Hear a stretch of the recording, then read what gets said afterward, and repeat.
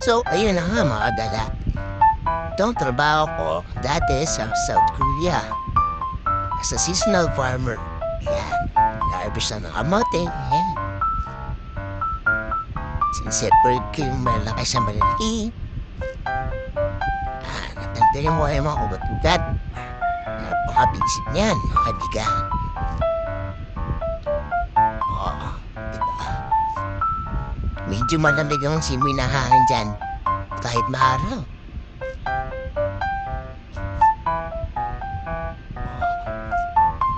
Napakabisip. Laki ng kamote nila, oh.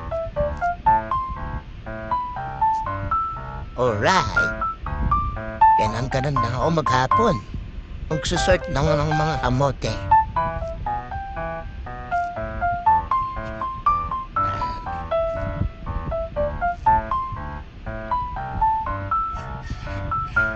Minsan nga, mas malaki pa sa uli yung kamoting nakukuha namin.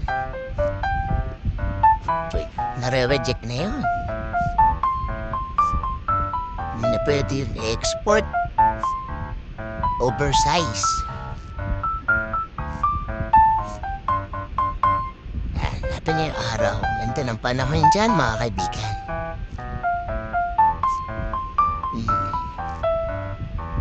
Alright.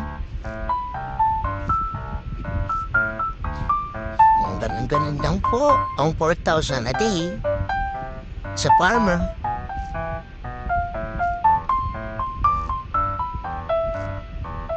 Maghapon ka lang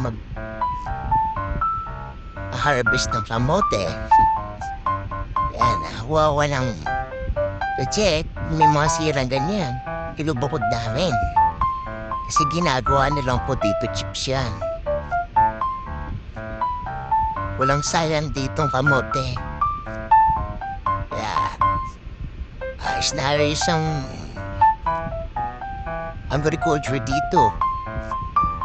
Mayaman.